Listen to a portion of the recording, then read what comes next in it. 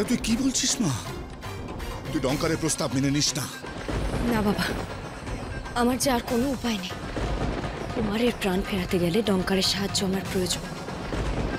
আর ডঙ্কারের প্রস্তাবে রাজি না হলে ও কিছুতেই আমার কুমারের প্রাণ ফেরাবে না।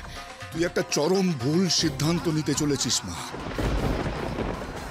ডঙ্কা তো তোকে আগেও প্রতিশ্রুতি দিয়েছিল যে কুমারের প্রাণ সে ফিরিয়ে দেবে। দিয়েছে কি? দেয়নি। এটা ওর একটা ফাঁদ তোকে পাওয়ার জন্য। সে ফাঁদে পা দিস না, পা দিস না।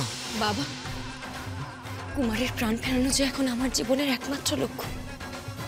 তার জন্য যদি নিজেকে মরণ ফাঁদে সঁপে দিতে হয়, আমি তাতেও রাজি। কিন্তু কিরণ, তুই আমার কথাটা... না বাবা, আমাকে আটকেও না। ঈশ্বর যে আর তোর কত পরীক্ষা নেবেন রে মা, কে জানে।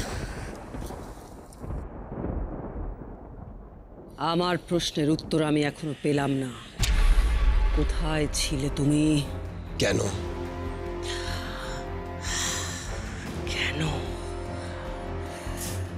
আমি প্রশ্ন করেছি আর তাই তুমি উত্তর দিতে বাধ্য। তাই?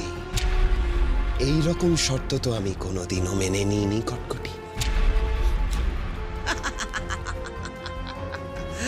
শোনো ডঙ্কার, তোমার এই কুমারের মুখোশ আমার সৃষ্টি করা।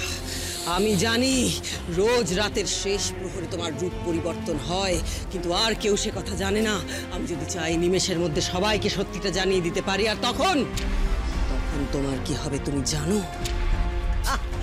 তোমার প্রাণের কিরণমালা কোনোদিনও তোমার হবে না, আর তুমি অমৃত পাবে না।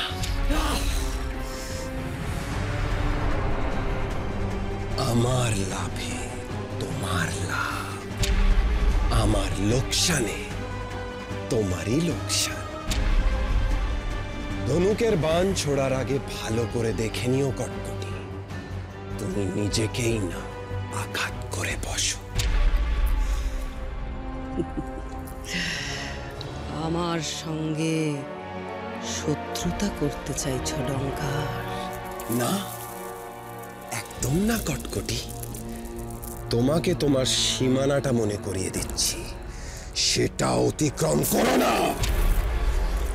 ডঙ্কার কে আর তার ক্ষমতা কি সেটা ভুলে যেও না কটকটি। আমি তো শুধু একটা কথাই বুঝতে পারছি না ডঙ্কার, একটা সাধারণ কথা এত জটিল হয়ে উঠল কি করে?